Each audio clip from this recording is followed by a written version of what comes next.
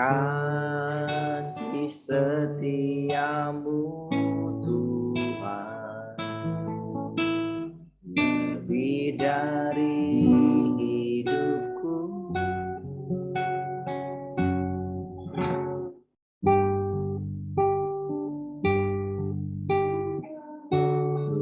Tuhan terbaik bagiku, dari semua yang kau katakan,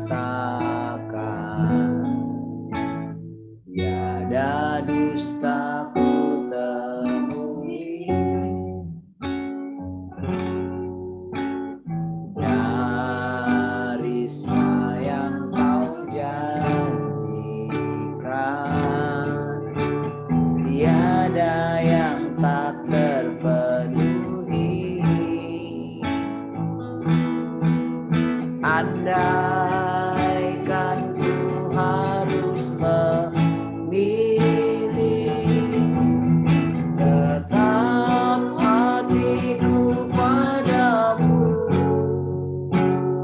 tak satu pun dapat menggantikanmu. Hanya kau yang berarti bagiku, lebih dari semua yang ada. Kaulah segalanya bagiku, tak ingin ku berpaling darimu selamanya. Ku akan menyembahmu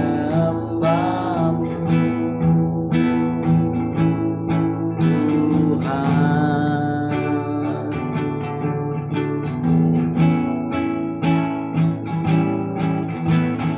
Kasih setiamu Tuhan, lebih dari hidupku.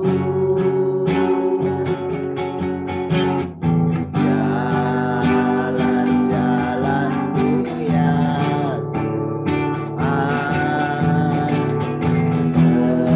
terbaik bagiku,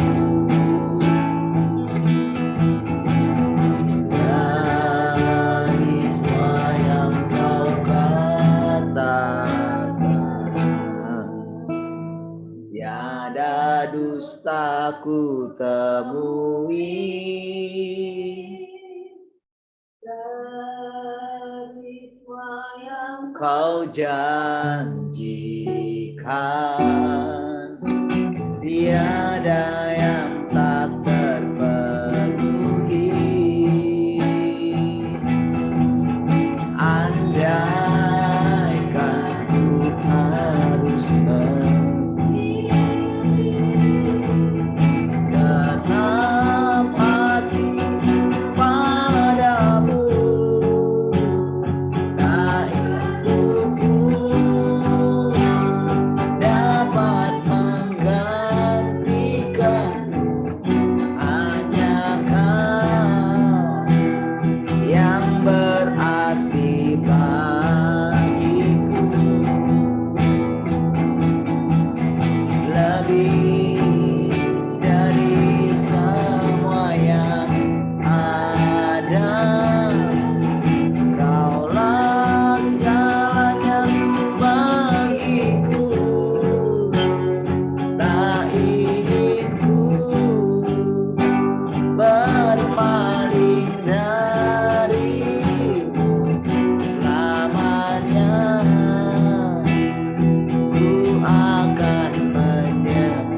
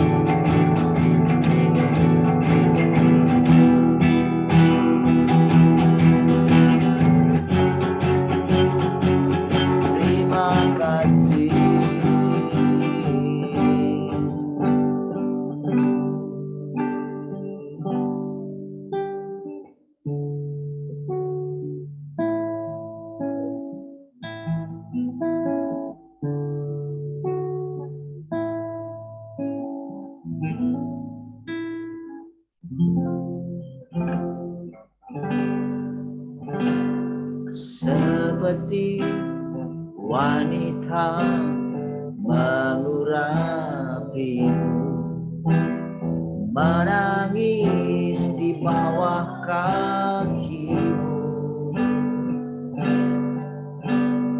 Demikian hidupku mau mengasihimu, Yesus, engkau baik bagiku.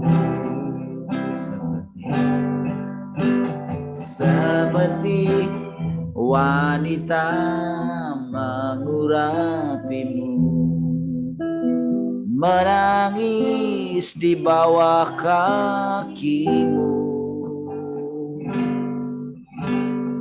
Demikian hidupku mau mengasihimu, Yesus, engkau baik bagiku. Sampai nanti ku menutup mata, setia menanti janjimu, sampai ku dapatkan mahkota. Ku tetap setia untuk melayanimu, sampai nanti Tuhan Yesus datang. Ku tetap setia menanti janjimu, sampai ku dapatkan mahkota kehidupanku. Ku tetap setia, ku melayanimu. Ku tetap setia, ku melayanimu. Ku tetap setia, ku melayanimu.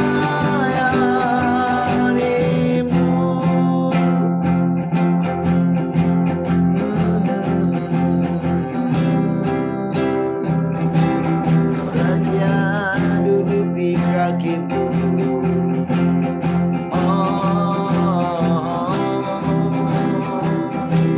menantikan perkataan-perkataanmu.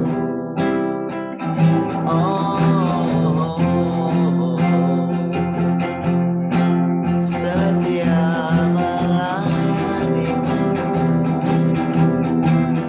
di rumahmu,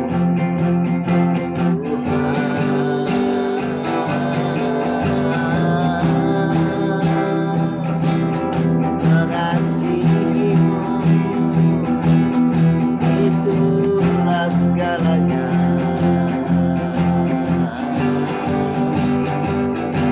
Kau bawa kami semakin mengenalmu.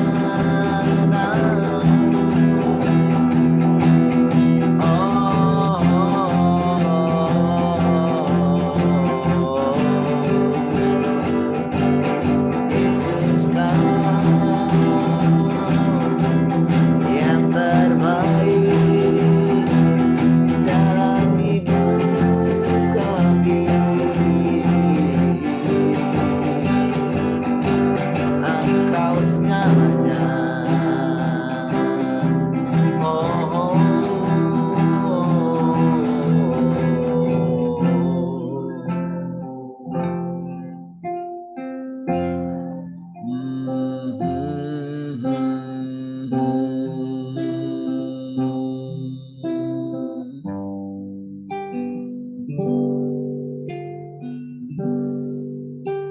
Hatiku haus padamu,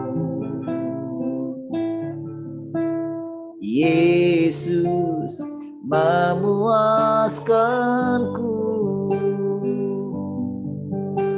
Lebih lagi setiap hariku rindu kau lebih lagi.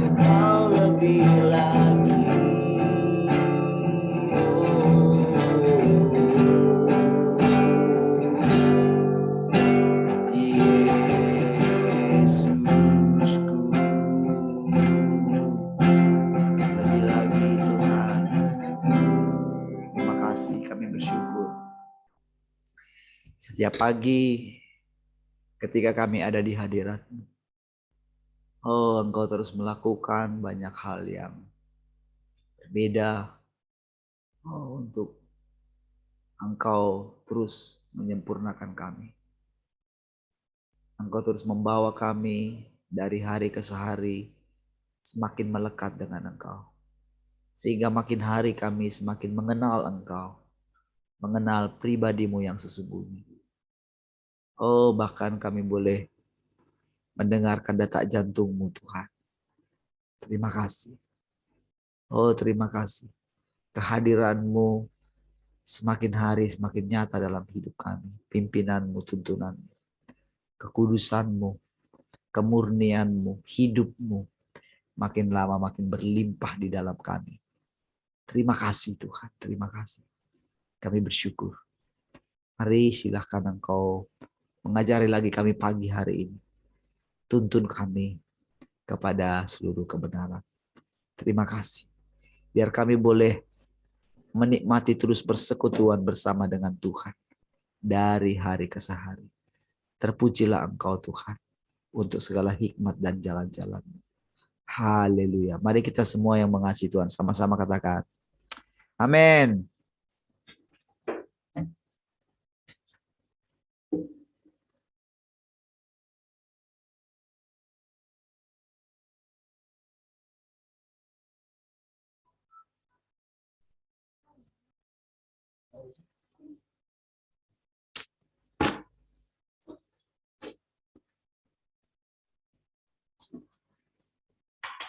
Shalom semua. Selamat pagi. Cek sound. Selamat pagi.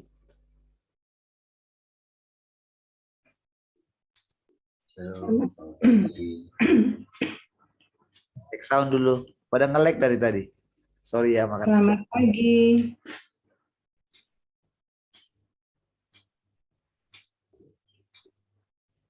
Shalom, selamat pagi.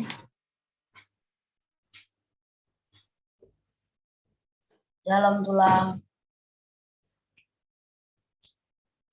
Salam Stanley. Shalom tulang.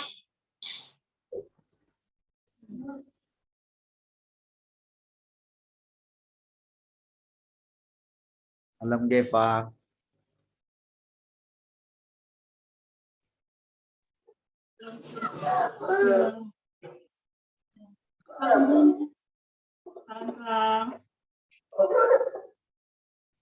Salam Nail.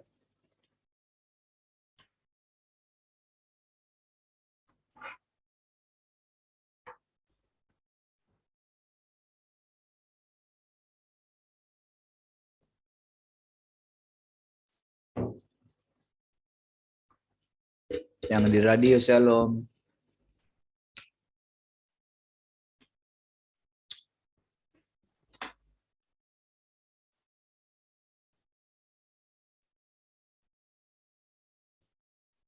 Yang di radio juga nggak bangun.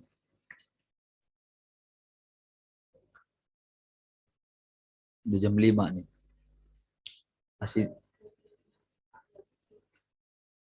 Masih 2 aja. Haleluya. Makin bersemangat atau makin kurang bersemangat kayak ini?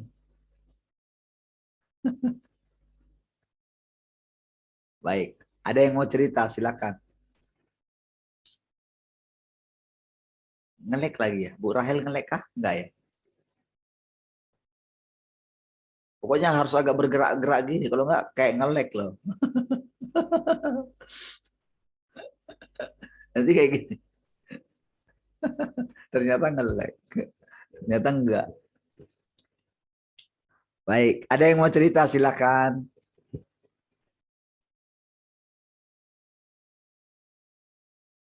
Ada yang ini apa? Boleh apa ya mungkin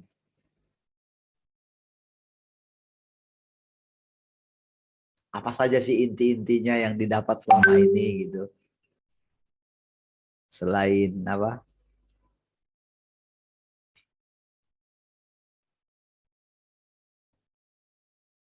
selain perubahan dalam hidup gitu, apa sih yang bisa dipegang gitu selama eh, ya beberapa bulan terakhir gitu. Apa yang bisa dipegang, yang jadi pegangan gitu.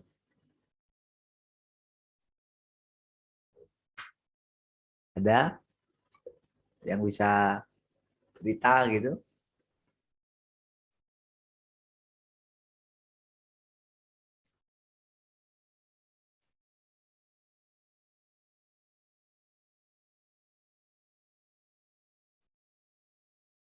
Kan yang mau cerita nih? Nggak ada kayak yang mau cerita?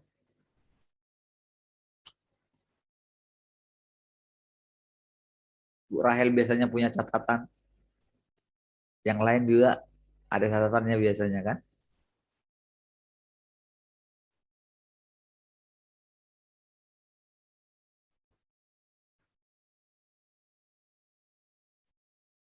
Bisa? Silakan. Ya, baik Pak. Shalom semua. Kalau sejak awal dulu Zoom ini sampai dengan hari ini, yang tetap ada di saya itu yang katakan kalau memang saya tidak menanam diri di dalam Alkitab yang tertulis itu, juga tidak menanam diri di pelajaran-pelajaran yang sudah kita terima. Tapi itu kayak hanya di skip, bukan di delete dari hidup kita gitu. Itu yang saya jalanin atau saya alami, karena pada saat menghadapi apapun tiba-tiba ada firman yang datang atau ada pengalaman yang pernah Tuhan berikan itu teringat, dan itu tidak dilakukan tepat persis seperti yang pengalaman itu, tetapi firman itu bicara. Karena kalau saya lihat gini Pak, kan firman yang tertulis itu langit bumi akan berlalu tetapi perkataan Tuhan tidak. Artinya firman yang tertulis pun tidak, tapi kita tidak katakan itu yang jadi akhirnya menjadi mantra, akhirnya menjadi sesuatu yang mengikat kita ke masa lalu, seperti yang kita pelajari. Allah kita adalah Alfa dan Omega, yang ada dari dulu, sekarang, dan selamanya gitu kan. Nah, pada saat menghadapi apapun, saat itu juga kita mendapatkan hikmat. Kadang tertulis di dalam Alkitab, kadang tidak ada tertulis di dalam Alkitab gitu kan. Kayak kejadian sehari-hari, misalkan kayak satu hari saya jalan sama keponakan saya, nyebrang jalan gitu, di ujung jalan sana tuh ada bapak-bapak tua yang kelihatan kayak sedang sakit, kayak sedang dia tuh jualan mainan yang dibuat dari bambu. Ada pesawat terbang, ada eskavator, ada mobil segala gitu. Waktu jalan tuh saya tiba-tiba kok kasihan ya bapak ini gitu. Keponakan saya juga sama, tapi kami sama-sama dia. Terus saya bilang, apa yang kau ingin perbuat gitu Tuhan? Beli gitu, dibeli barangnya. Terus saya beli, ya saya beli saja gitu. Tanya harganya berapa, dia bilang yang ini 10.000, yang ini 15.000. Ada 4 macam atau apa, tapi yang saya tertarik hanya 2 macam. Saya beli gitu, waktu bayar uangnya 30.000 kan. Saya pikir saya cuma tanya ada kembaliannya enggak gitu. Bapak itu buka dompetnya, dibilang ada ini Bu, terima kasih gitu. Keponakan saya bilang, mestinya tante enggak minta itu kembaliannya gitu. Saya kaget, saya pikir iya juga ya 5.000. Tapi kan aku disuruh beli gitu. Kalau namanya beli ya beli sesuai dengan harga.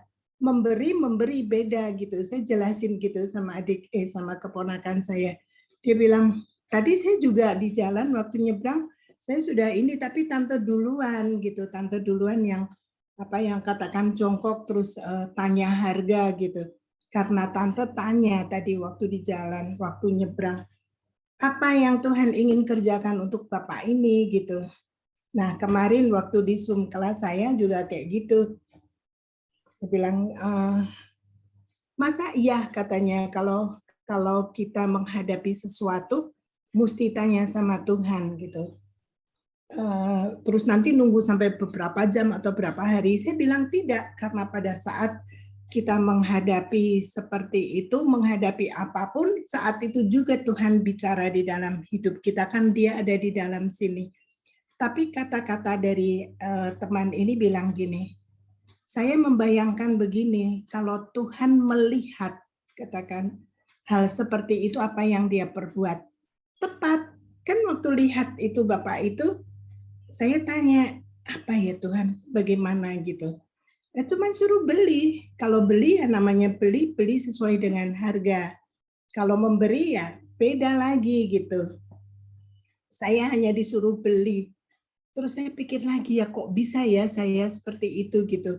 Katakan apa ya 5.000 ya kecil ya besar untuk siapa gitu kan enggak jelas. Kalau yang biasanya penghasilannya cuman sehari 10.000, 5.000 besar gitu.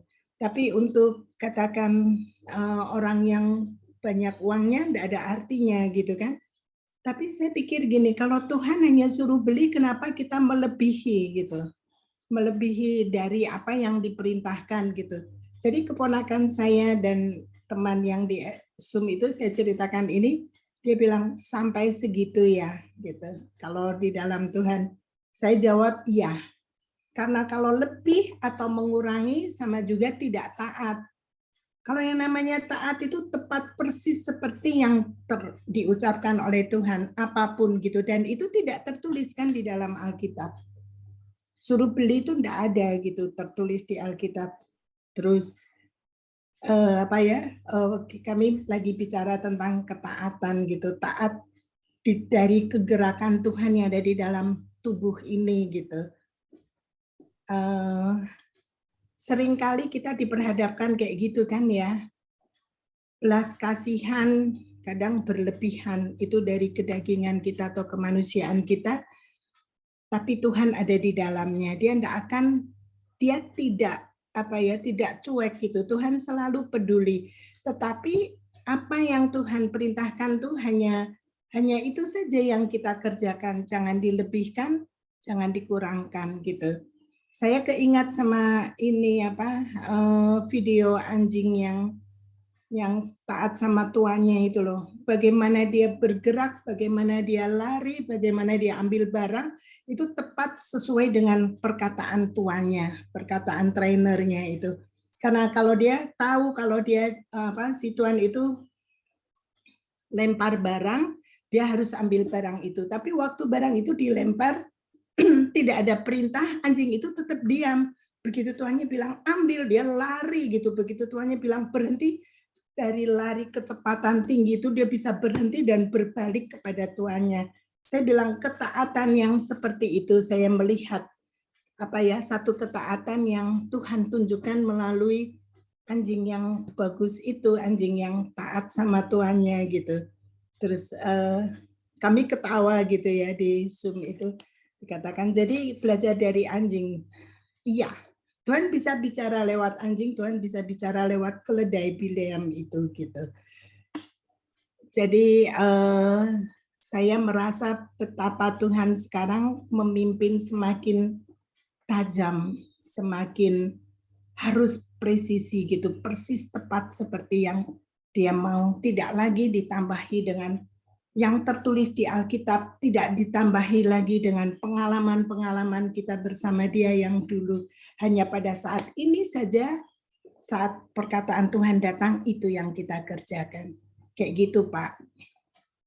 Oke, baik, puji Tuhan ya. Baik, semakin semakin maksudnya itu mengenal Tuhan yang di dalam kita gitu ya. Nah, adakah yang mulai begini ya? Ada sebetulnya penjelasan-penjelasan yang sangat detail juga ya tentang perbedaan Tuhan di dalam kita masing-masing gitu. Adakah yang merasakan perbedaannya gitu? Karena kan ceritanya kan eh, misalnya mengenai kalau kita dengerin hamba Tuhan tertentu ya, misalnya Kekeh juga bilang mendengarkan suara Tuhan ya. Dia mendapatkan ini misalnya. Ada yang misalnya pesan Tuhannya Tuhan sudah mau datang terus gitu kan. Intinya ke situ. Terus eh, pengangkatan gitu. Terus ada yang bicara tentang banyak fokus di apa-apa saja yang akan terjadi gitu kan. Ada yang terjadi begini, ada yang terjadi begini. Terus ada juga yang masih di misalnya membuat mujizat gitu ya, melakukan apa namanya kegiatan-kegiatan sosial gitu ya. Dan sebetulnya sih sudah berulang-ulang itu saja yang dilakukan, tapi kok tetap ya masih istilahnya dari puluhan tahun gitu ya. Jadi orang percaya karena yang saya ceritakan misalnya kan bukan orang-orang baru dalam Tuhan gitu. Ini mungkin usianya juga sudah cukup lumayan juga gitu. Dan tetap merasa yakin dipimpin Tuhan juga gitu. Nah, eh, adakah yang mulai gini loh? Harusnya kan yang eh, ini dalam kita sebetulnya yang diharapkan dia itu kan begini. Eh, Allah itu kan sudah sejauh mana dia sekarang bekerja, baik bagi kita secara pribadi maupun secara bersama-sama. Karena kan kita ini juga secara korporat gitu, bersama-sama ya, secara bersama-sama. Jadi kalau kita tidak melihat ini, kemungkinan kita akan tetap di posisi kita. Memang benar dengan Tuhan yang akan kita tuh betul gitu ya. Tetapi kenapa ini ya? Kalau misalnya lah, kalau saya cerita lah misalnya tentang yang apa yang sekarang sedang Tuhan kerjakan misalnya. Sudah sampai di mana Tuhan sekarang kira-kira begitu. Sebetulnya kan itu ya. Karena kan kalau kita bilang tadi kalau seperti tadi lah Tuhan bicara sama ini sama itu memang dipimpin setiap hari itu betul gitu ya. Tapi dan memang saudara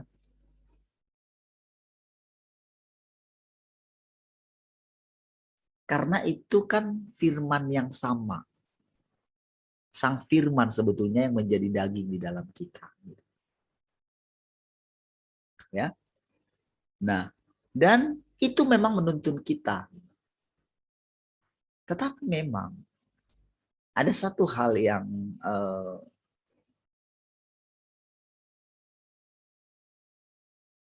Tuhan kerjakan sebetulnya dengan berita tentang kedatangan Tuhan yang kedua kali. Kan perbedaan yang sangat mencolok itu kan Allah itu karena kan ceritanya begini. Kenapa orang sampai berkata sampai sedetail itu kah? Nah, gitu kan.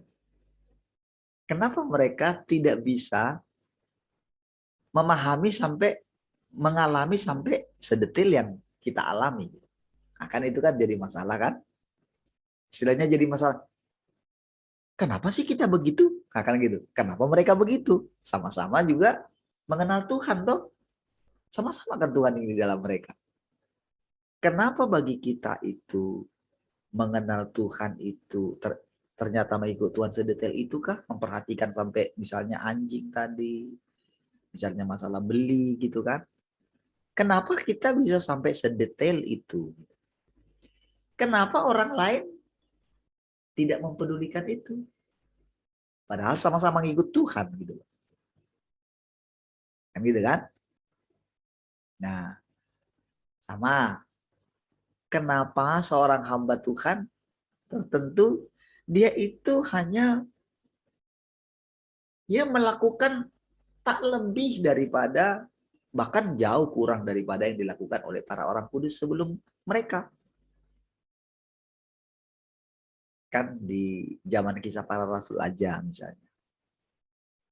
Itu kan kalau kita lihat di belakang-belakangnya, setelah zaman pergerakan mula-mula, praktis mereka itu tidak lagi mengedepankan mujizat kan. Kalau kita lihat gitu kan perjalanan mereka tuh. Mereka itu sudah mengarah ke bagaimana sebetulnya Tuhan itu benar-benar hidup gitu di dalam mereka. Sama lah waktu Paulus lah kan. Kan dia kan sudah mencapai puncaknya.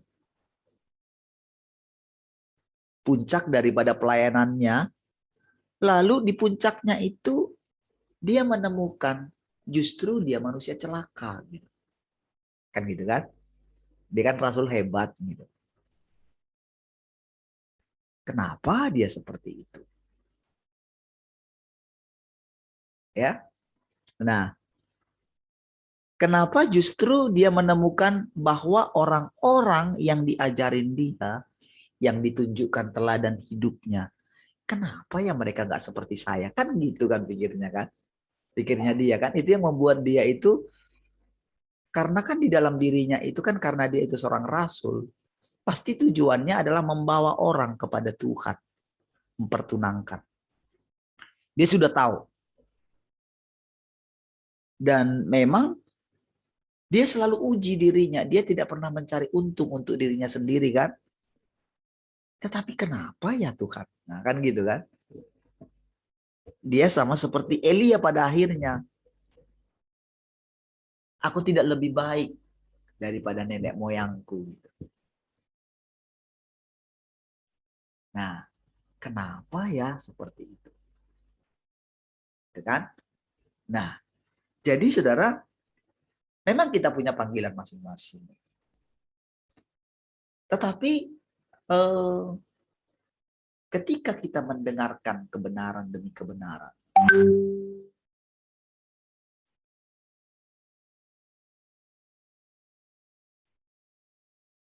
ketika dikatakan Tuhan sudah datang, itu berita loh.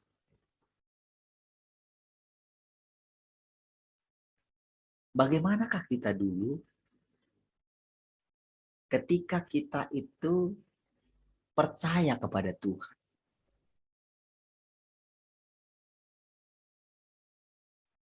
Mendengarkan berita bahwa Tuhan Yesus sudah mati di atas kayu salib, menebus dosa-dosa kita. Ketika kita lahir baru ya. Dulu ketika kita pertama-tama lahir baru, itu adalah pekerjaan roh. Kita nggak tahu, tiba-tiba kita merasakan sesuatu yang berbeda. Kita pasti ngerti ya jenis lahir baru kita masing-masing ya. Lalu ketika datang pergerakan berikutnya kan kita kan merasa seperti dibaharui itu. Hamba Tuhan ini datang, hamba Tuhan itu datang, ini datang, itu datang. Ada yang lain yang itu berpindah-pindah dari satu hamba Tuhan A, hamba Tuhan B gitu ya. Tapi mereka kecewa gitu. Tetapi saudara, kita saudara dibawa bergerak terus gitu. Sampai pada akhirnya kita menemukan Tuhan itu sendiri tanpa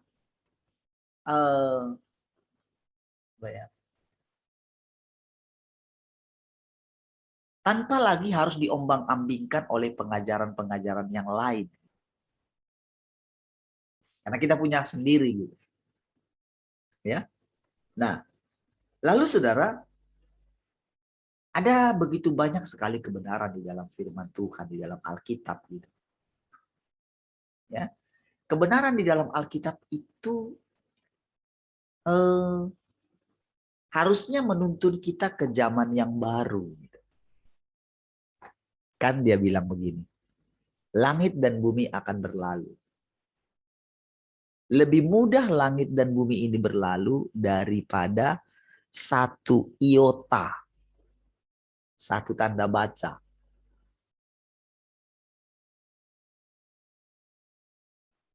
Tanda baca itu saja kan itu untuk menekankan. Misalnya tanda seru, berarti penting sekali. Tanda tanya, tanda titik, koma. Nah,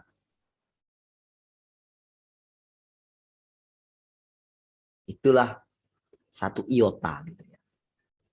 Nah, lalu Tuhan mengatakan, jangan kamu menyangka aku meniadakan hukum Taurat. Kan gitu kan? Jadi, dia datang itu untuk menggenapi. Gitu. Menyempurnakan. Makanya Paulus, begitu yang sempurna itu datang, maka yang sementara itu akan ditinggalkan. Kan gitu. Itu yang benar. Jadi ada progresnya gitu. Henok dia juga bergaul karib dengan Tuhan. Bergaul karib dengan Tuhan, ya kalau namanya bergaul karib ya seperti tadi lah gitu. Dalam setiap hari ini gitu. Tetapi Henok itu hanya mengerjakan sesuatu, Tuhan mengerjakan di dalam dia sebagai satu pelajaran nanti bahwa akan ada kehidupan seperti itu gitu. Tetapi kan Henok itu sebagai satu contoh. Itu menjadi sebagai satu pelajaran dan ternyata saudara, manusia itu berbagai macam jenis gitu. Makanya nanti itu dikelompok-kelompokkan. Nah, tapi saudara, jadi sebetulnya saudara, alam roh itu lebih kompleks lagi daripada alam materi kita.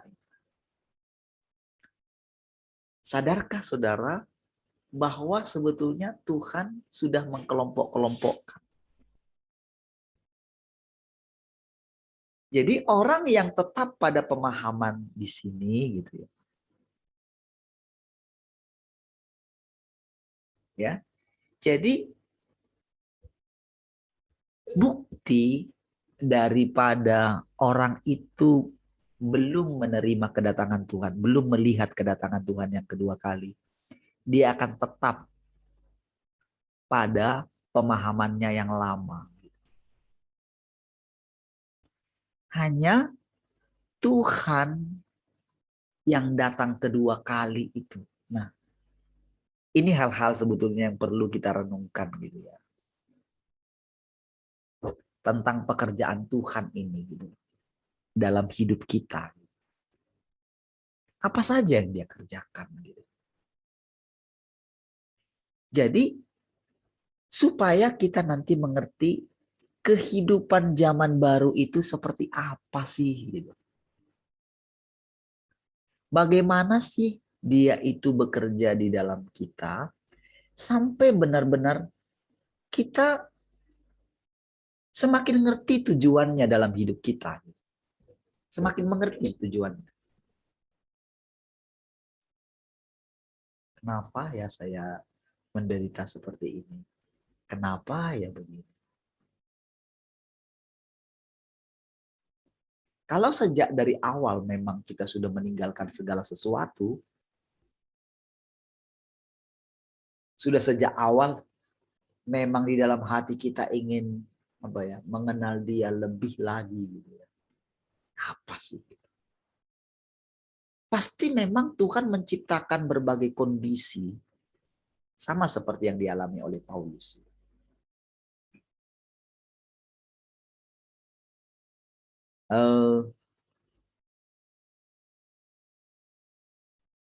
Ada berbagai macam orang pikir begini, ngikut Tuhan itu bukti kita ngikut Tuhan sampai hari ini ya, kebanyakan orang punya pengertian seperti ini. Ngikut Tuhan itu ya berhasil dalam keuangan. Punya ini, punya itu. Penuh dengan damai sejahtera. Tenang hidupnya. Apalagi? Sukses lah gitu. Ya, bisa bersekutu dengan Tuhan, ya, dipimpin Tuhan. Gitu ya. Bisa mengetahui semakin apa ya? Saya tadi itu bisa taat, bisa mengetahui kehendaknya dengan sempurna. Oke.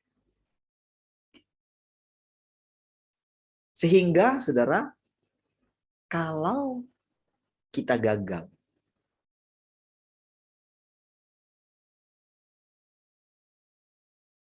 apa yang terjadi? Saudara, kalau kita merenungkan gitu, kenapa orang-orang kudus sebelum kita gitu, khususnya yang di perjanjian baru, kenapa mereka berbeda dengan orang-orang kudus di perjanjian lama? Apakah kita lebih baik daripada para rasul-rasul itu? Kenapa yang mereka cari itu bukan seperti yang dicari oleh Abraham, Ishak, dan Yakub? Kenapa beda? Kenapa beda dengan yang dikejar oleh Yabes? Gitu? Kenapa beda dengan Yusuf?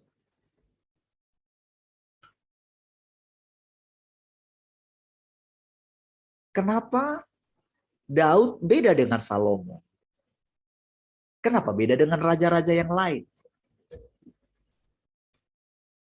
Kenapa Paulus beda dengan Petrus? Lalu kenapa Petrus beda dengan Yohanes?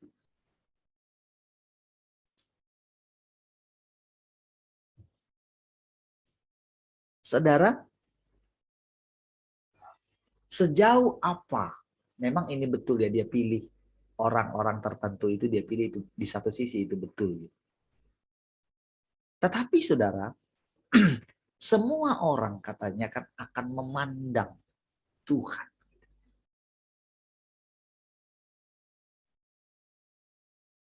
Nah, pernah merenungkan bagaimana memandang Tuhan itu? Coba nanti dari beberapa yang saya sampaikan itu, coba ingat-ingat lagi gitu. Mana sih? Kalau misalnya yang dari yang saya sampaikan itu misalnya tidak menjadi ini ya, tidak menjadi satu perenungan gitu.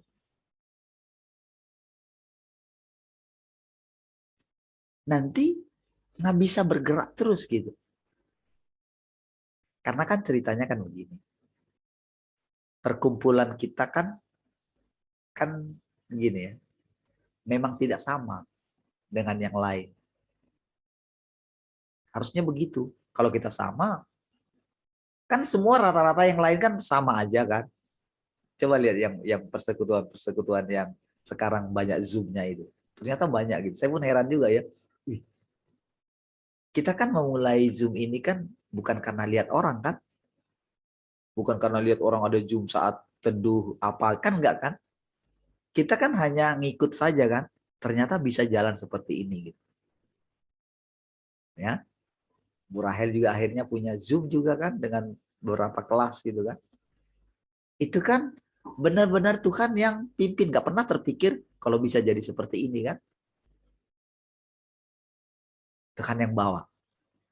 Nah, dan ketika mulai pada yang lain saya perhatikan gitu ya, ternyata semua juga sedang dibawa seperti itu ya. Bahkan itu gembala kita yang dulu ya, kami di gereja kami dulu ya, yang pertama kami tinggalin, dia juga mengadakan Zoom ya. Jadi mereka itu Zoom-nya itu 4:45. Kita itu 4:30. Di antara yang lain sih rata-rata jam 5 ya mulainya. Kita saja yang 4:30 gitu. Walaupun belakangan kita molor gitu kan.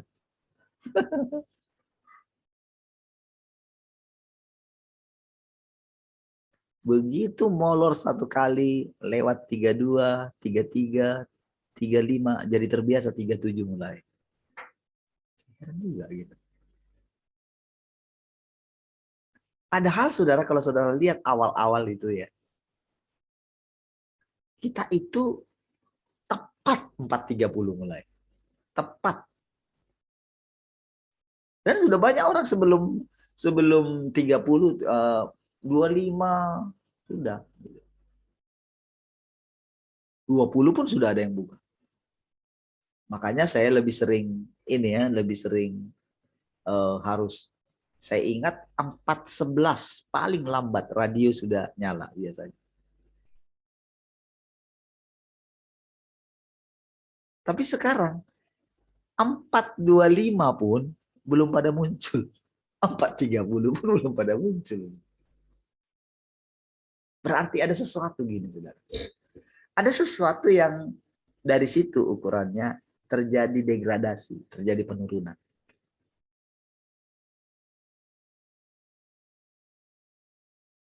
Ya. Nah, kalau saya bilang seperti Bu Rahel tadi, kita mesti akurat gitu. Kenapa ada orang yang seperti itu? Kenapa yang lain tidak? Kenapa ada orang yang keras terhadap hidupnya? Kenapa yang lain tidak? Ya dong, itu kan perlu satu di mana ya masalahnya?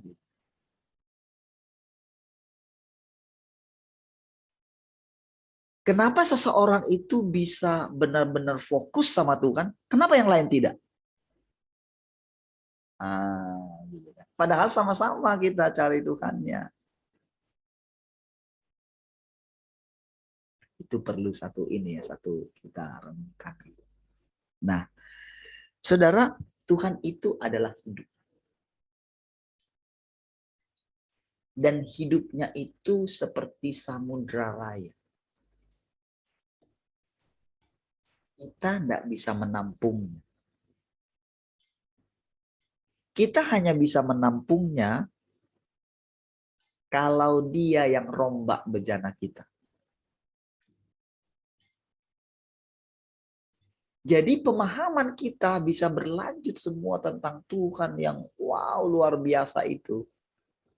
Hanya ketika kita tinggal dalam firman-Nya. Nah, tinggal dalam firman-Nya inilah yang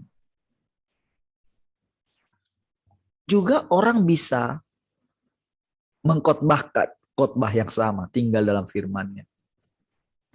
Tapi kenyataannya itu berbeda. Gitu. Kedalamannya itu berbeda. Makanya kan,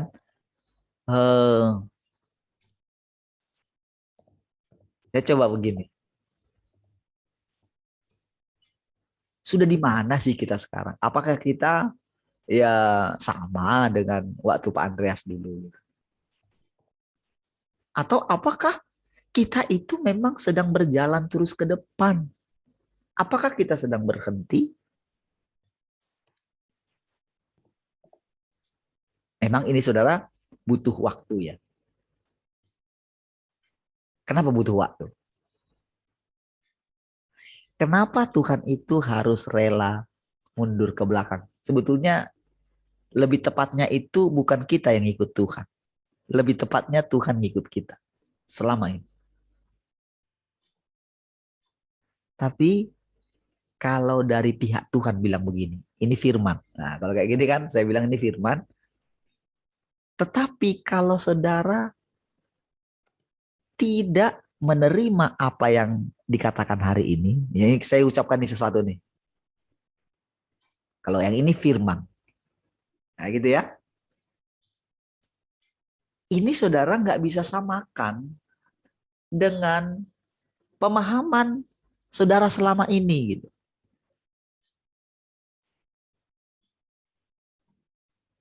Ingat ya, kita ini secara korporat bersama-sama, kita harus melampaui orang-orang kudus sebelum kita. Karena ingat firman-Nya, kita ini sebetulnya seperti diperangkap. Kita terperangkap di masa depan ini. Jadi apa yang mereka dulu sudah mulai dalam perjalanan hidup mereka, kita mesti lebih baik dari situ. Bukan masalah kita berusaha lebih baik. Tetapi memang bagi kita yang hidup sekarang ini sudah disediakan lebih baik dari mereka. Kalau mereka masih mencari, mereka menemukan sesuatu. Mereka menemukan kebenaran. Kebenaran yang mereka temukan di zaman mereka itu lebih tinggi daripada kebenaran yang ditemukan sebelum mereka ada di situ. Jadi kalau kita ini betul, kita itu membaca firman Alkitab itu betul. Tetapi itu yang sudah dilewati. Dan pemahaman mereka ketika firman atau nubuatan itu datang di zaman mereka, dibandingkan dengan zaman kita, kalau di zaman mereka masih mau mengenal, oh gini maksudnya. Di zaman kita, apa yang mereka bilang, oh gini maksudnya, kita sudah harus melampaui itu. Karena dulu Tuhan itu belum bisa cerita sama mereka. Karena waktunya belum cukup. Mereka juga masih tinggal di gagasan yang lama.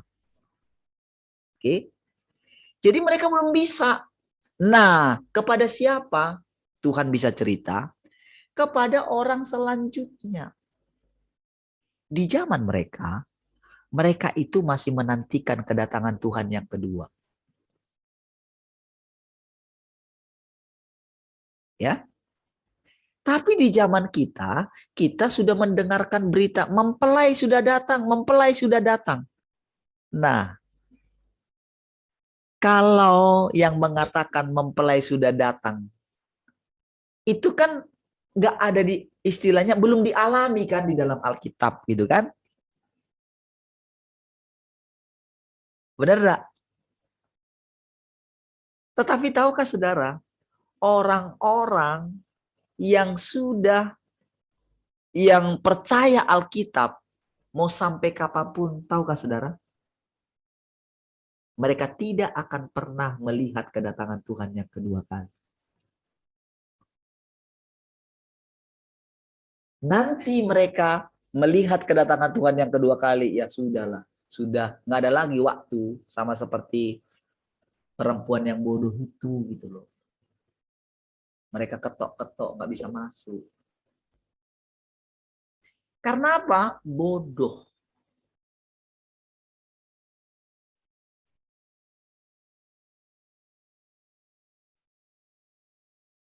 Nah, sekarang kita coba lihat berapa banyak orang, kalau persentasenya kalau kita lihat sekarang, kayaknya nggak 50-50 deh.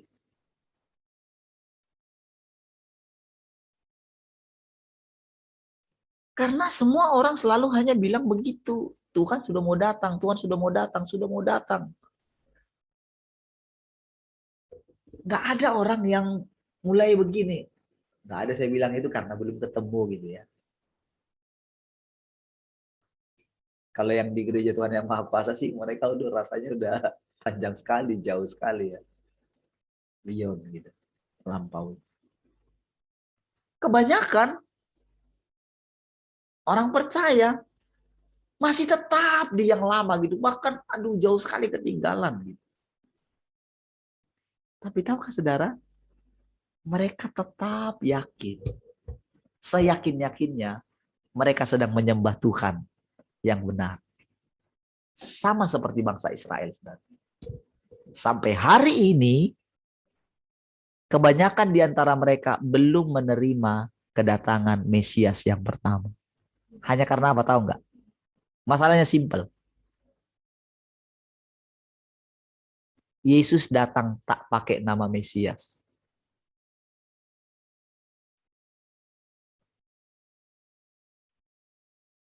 Jadi waktu dia dikasih nama itu nggak dikasih nama Mesias gitu. Namanya Yesus. Padahal sekarang saudara banyak orang pakai nama Mesias.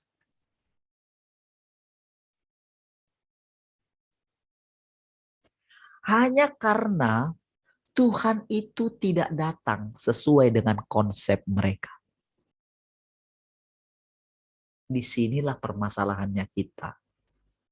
Konsep kita itu sulit sekali diruntuhkan oleh Tuhan. Saudara, saya tahu saudara, ketika saya mulai menemukan kebenaran itu ya, ketika Pak Twin bilang sama saya, apa nggak perlu kita ini dulu, renungkan dulu. Waktu saya katakan itu ya, saya waktu itu sharing kasih ini gitu. Saudara, saya sampai hari ini saudara, benar-benar bisa menemukan kebenaran demi kebenaran. Itu sudah lewat proses yang panjang kalau saya bilang ya, sudah hampir sudah 280 hari ya. Harusnya 290 ya. 291. Harusnya kan sudah cukup lah gitu. Sudah cukup lah harusnya kita mulai bisa mempelajarinya gitu. Karena ya saya sudah ikuti. Dan saya sudah sampai dalam kondisi begini. Kondisinya bahwa dia juga mengucapkan perkataan-perkataan yang baru sekarang. Dan dia pasti bisa melakukannya. Melakukan cara-cara yang baru. Saya tidak bertemu dengan orang-orang itu. Saya tidak sharing dengan orang-orang itu. Saya tidak ada masuk grup dengan mereka. Tetapi saya yakin-yakinnya Tuhan yang sama yang memimpin mereka juga memimpin kita. Dan cara yang dipakai Tuhan memimpin mereka 30 tahun yang lalu. Bayangkan 30 tahun yang lalu.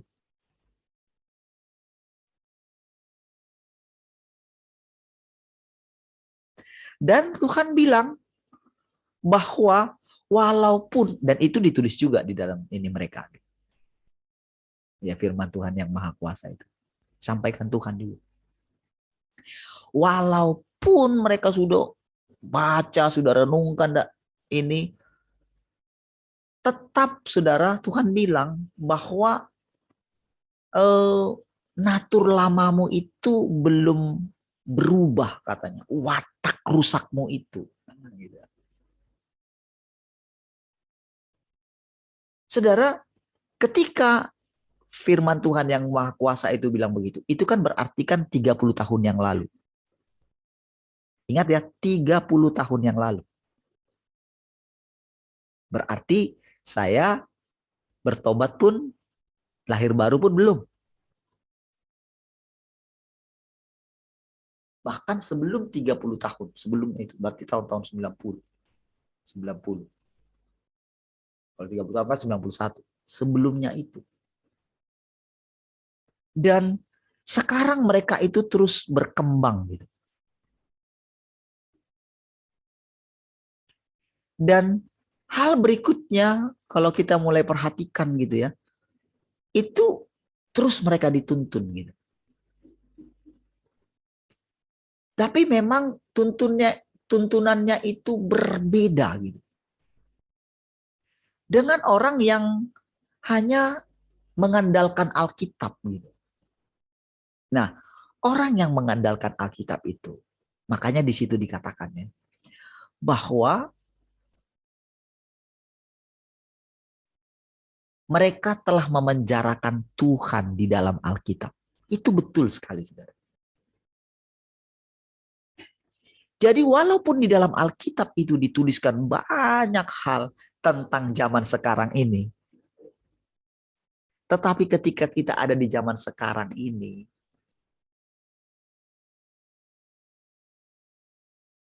banyak orang yang tetap yakin loh dengan kepercayaannya. Makanya saudara, kalau perhatikan, makanya kan kita bilang begini, seperti Bu Rahel cerita kemarin yang tentang adiknya itu kan. Ceritakan begini, sementara pendeta yang lain, wow dengan ini ngomong kayak gini. Yang didengarkan siapa? Yang didengarkan orang yang hanya menina bobokkan kan. Wow kamu pasti begini, kamu diberkati begini, gitu kan. Kita mana didengarkan? Oh, enggak perlu sedetail itulah. Sama seperti ketika Bu Rahel misalnya bilang, dia kekeh gitu, enggak makan daging babi gitu kan, enggak makan yang ini. Itu di Jakarta saya lihat dengan jelas sekali itu ya. Jadi mereka itu suruh itu di depan kami gitu kan, makan sama-sama ya Bu ya. Asli semua gitu. Waduh itu rasanya. Bu Rahel kayak cari kawan gitu ya. Tapi memang iya. Kalau dalam hati ya memang sudah nggak makan gitu ya. Tapi melihat mereka itu kayak gimana gitu, bukan. Jadi mereka menganggap diri mereka itu lebih punya iman gitu loh. Iya, karena makan uang enak itu paling enak gitu kan. Tapi kenapa ada orang yang ya kayak Rahel lah gitu ya, kayak saya lah misalnya gitu. Kenapa kekeh tidak mau makan? Kenapa yang lain? Wah nggak apa-apa biasa. Dari situ kan sudah berbeda kan. Tuhannya sudah berbeda kan. Beda nggak? Oh udah beda dong.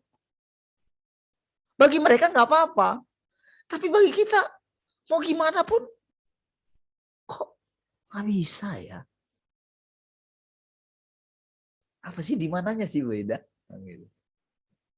Sama seperti sekarang gitu. Ketika saya ngomong tentang hal ini, yang lain itu nggak bisa ngerti, nggak bisa nge. Padahal sebetulnya sudah menemukan. Kan yang mau kamu capai itu kan gagal orangnya. Jadi begitu melihat pelayan, oh sekarang pelayan yang lebih ngetren itu, oh memberikan makan. Oh sekarang lagi apa namanya, orang-orang yang jadi di Jakarta ternyata yang waktu masa-masa PPKM itu cukup berat gitu. Jadi ada yang memang dipakai untuk memberikan makan gitu. Jadi buka kayak memberikan nasi bungkus gratis gitu kan. Karena memang sulitnya ekonomi. Lalu saudara, pengalaman ini mau diterapkan ketika misalnya pergi ke kota yang lain. Lalu orang yang menangkapnya itu, wah kita harus melakukan ini. Padahal kita sudah tahu. Istilahnya, kami dari pelayanan yang seperti itu, istilahnya yang gini, kan tujuannya apa sih gitu loh.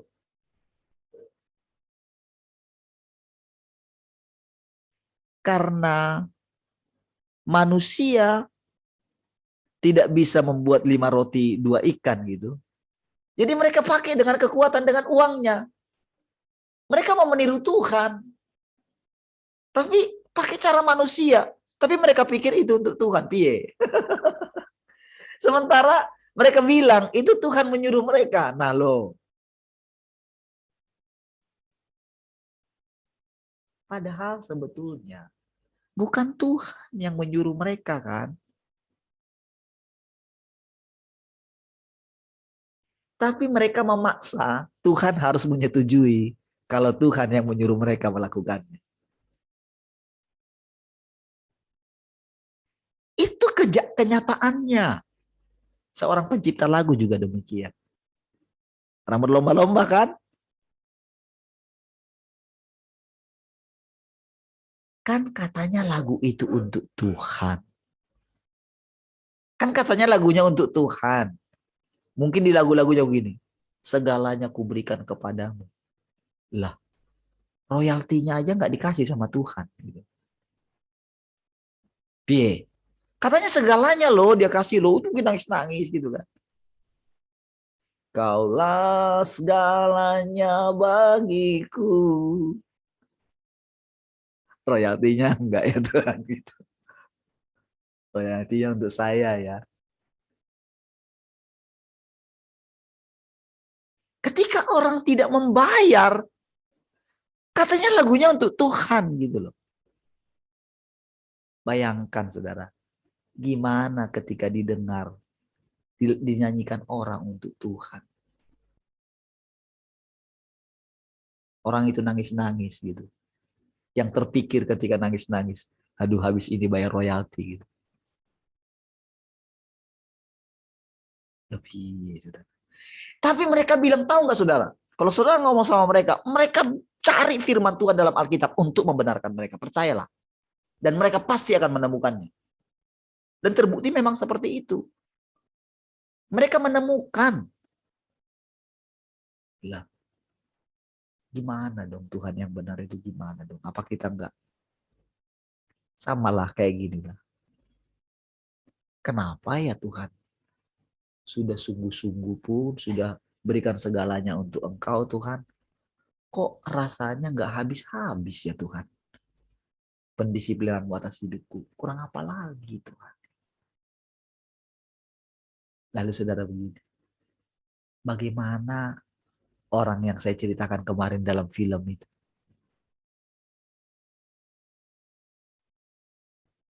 Sambil jadi guru dia memberitakan Injil. Itu saudara dia itu melayani orang tua daripada murid-muridnya itu. Memberitakan Injil.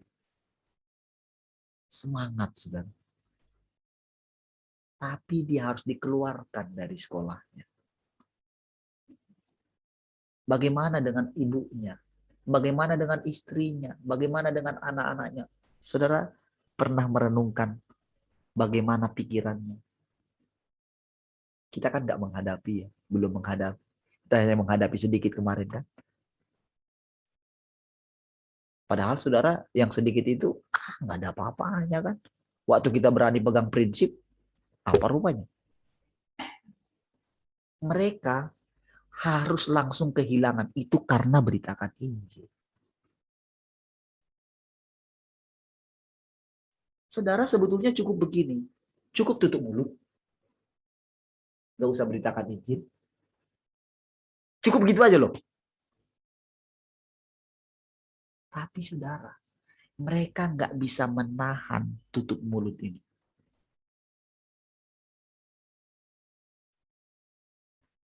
Mereka itu apa sih yang membuat mereka harus memberitakan Injil, yang harus mendatangkan penganiayaan bagi mereka? Aduh, fase ini saudara kita belum sampai. Tapi segera fase ini akan kita lewati, akan kita jalani. Ketika kita memberitakan kebenaran, lalu kita ditolak dan dianiaya. Kita sudah merasakan sedikit kemarin, mungkin hanya 1-2 yang tinggal di antara saudara yang tetap pegang prinsip. Orang-orang kan heran. Seperti kesaksian Pak Twin kemarin kan? Di security-nya, oh Bapak karena nggak vaksin nggak bisa ini. Wah, teman-temannya nyalain. Itulah Bapak kan nggak ini. Lalu jawabannya seperti itu.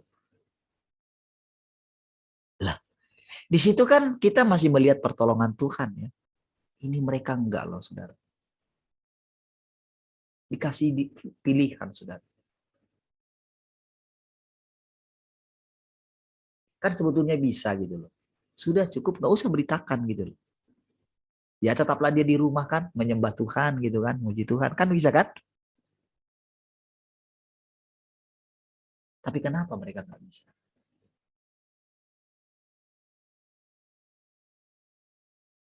Apakah mereka tidak dipimpin Tuhan?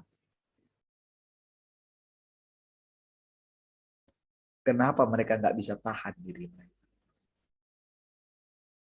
Makanya saudara, kalau saya kadang di situ saya perenungan, di situlah Tuhan tanya, menohok gitu langsung, menghunjam gitu.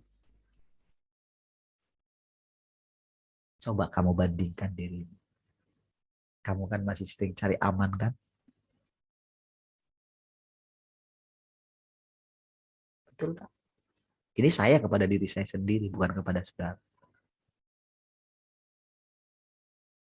Berapa lama engkau tahan saya, kata Tuhan. Berapa lama kamu berusaha membuat dirimu itu supaya diterima oleh orang lain. Diterima oleh jemaatmu, diterima oleh siapapun.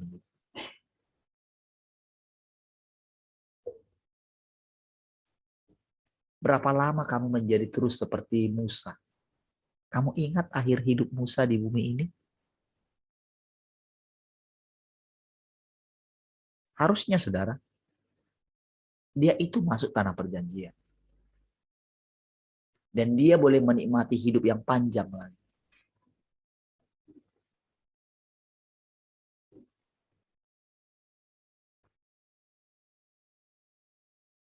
Tetapi karena berulang kali dia itu tidak merepresentasikan Tuhan, tapi merepresentasikan orang Yahudi.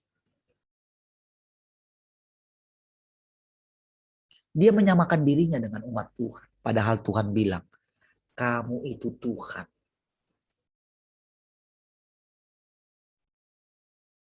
Saudara, setulus apa kita menerima perkataan Tuhan.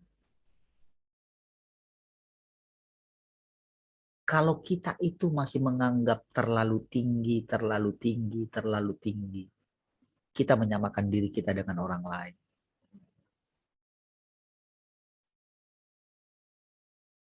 Saudara, disitulah saudara, umat Tuhan akan menjerat kita.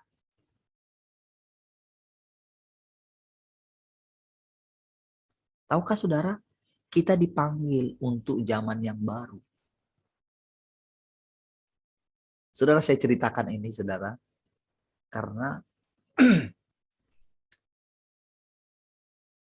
aliran sungainya Tuhan itu makin lama itu makin deras. Tahukah saudara, yang benar-benar menghancurkan atau menggoncangkan semua umat manusia bukanlah secara fisik, tapi firman yang dia pakai. Perkataan-perkataan yang baru itulah yang sebetulnya sedang menggoncangkan kepercayaan kita. Kalau kita menolak, kita nggak bisa lanjut terus, saudara. Dan kalaupun saudara ada di sini, saudara nggak bisa menerima perkataan-perkataan yang baru. Nggak bisa. Siapapun dia orangnya, Tuhan tak pandang bulu. Mau istri saya kah? Mau anak-anak saya kah? Mau saudara orang yang paling dekat kah? Nggak bisa. Karena ini masalahnya Tuhan, bukan manusia. Kalau kita tetap dengan gagasan kita yang lama, akan tergerus. Ketika Tuhan benar-benar lagi marah, Musa tidak tahu. Dia pikir, saudara, selama ini dia bisa negosiasi sama Tuhan. Terciptalah di dalam pikirannya, oh Tuhan itu begini.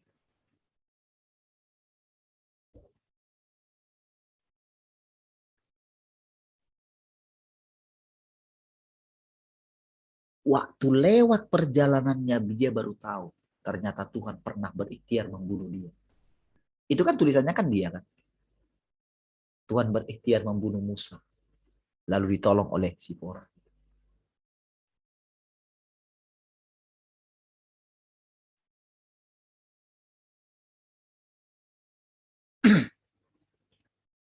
Dan dia pikir, saudara, dia masih bisa.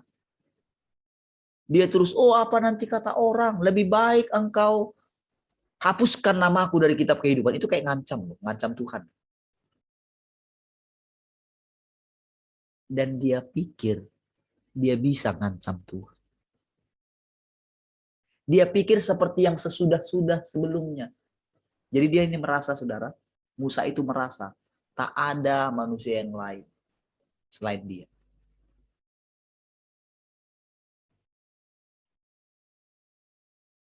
Karena memang begitu, saudara.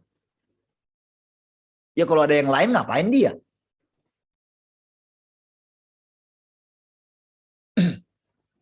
Tetapi ada sesuatu yang disembunyikan Tuhan daripada Musa. Supaya Musa nggak besar kepala. Tapi dengan diam-diam Musa tahu. Itulah pohon pengetahuan. Jadi saudara, dia menciptakan Tuhan itu dalam gagasannya. Ketika Tuhan berubah, dia tidak siap. Inilah yang kita alami. Dan saudara, kita akan merasakan, saudara, mungkin kemarin dia bicara gini. Dia akan mengucapkan sesuatu. Tahu nggak? Kita itu bukan sedang belajar seperti belajar di kuliah. Sudah ada kurikulum. Bukan begitu. Kurikulumnya Tuhan itu up to date. Karena ceritanya, saudara. Dia itu sedang menghadapi kelicikan iblis. Karena kelicikan iblis itu setara. Jadi ketika dia mengusir iblis dari hadapannya gitu. Dan dia menyeret sepertiga, tahu nggak? Dia itu mengizinkan iblis itu membangun kerajaannya sendiri. Makanya namanya kerajaan dunia. Kerajaan dunia itu esensinya adalah dusta. Bukan kebenaran. Tetapi dusta ini sama dengan palsu. Palsu itu adalah berusaha membuat seidentik mungkin dengan yang asli. Itulah pekerjaan dia. Dan Tuhan telah membuat dia menjadi musuhnya. Sebetulnya dia nggak layak jadi musuhnya. Tetapi Tuhan sudah membuat. Jadi saudara, begitu Tuhan itu membuat dia jadi musuhnya, dia jadi seperti yang Tuhan katakan gitu loh. Jadi saudara, kenapa dia berubah? Kenapa polanya bisa berubah? Kenapa orang-orang yang mereka di gereja Tuhan yang Maha Kuasa itu juga, Tuhan enggak begini, dia enggak berpihak sama mereka. Kalau seandainya Tuhan berpihak sama mereka, mungkin keluhan mereka akan didengarkan oleh Tuhan. Mereka masih mengalami penganiayaan sampai dengan hari ini.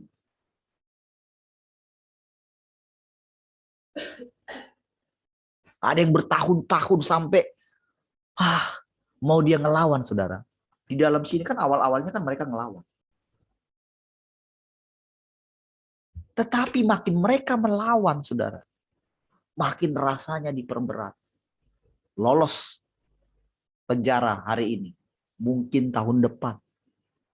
Kalau mau aman, dia bisa aja mereka keluarlah dari situ gitu. Tapi tidak. Tuhan tak pimpin mereka keluar. Dan banyak di antara mereka harus benar-benar mati. Tapi tahukah saudara?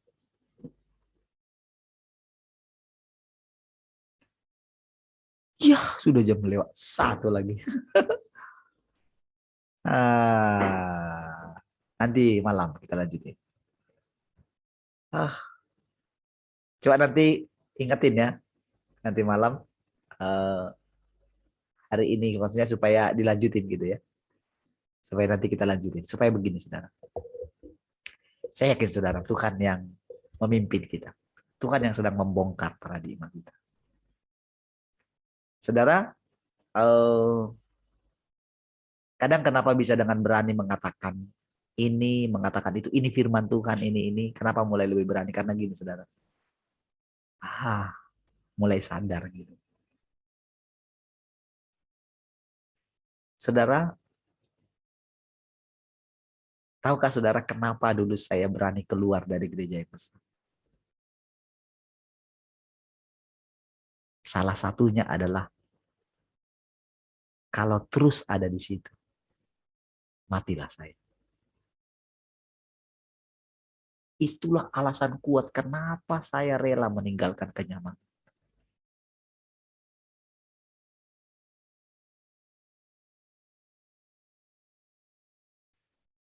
Kalau Allah saya dengan Allah teman-teman saya sama, tentulah saya tinggal di situ. Tentulah saya bodoh. Mereka mungkin bilang saya bodoh atau apapun. Bahkan mungkin sampai hari ini mungkin mereka menunggu saya. Benar nggak iman dia? Disinilah pembuktian. Allah yang kita sembah benar enggak? Salah enggak dia memimpin saya keluar dari situ? Bahkan ketika keluar kita dari RTM juga salah enggak? Ketika dengan sekarang salah enggak? Siapa yang memimpin akan ketahuan. Tapi waktu yang akan membuktikan. Saya nggak bisa jamin hidup saya. Hanya Tuhan yang menjamin hidup kita. Saya tidak tahu apa yang akan terjadi ke depan.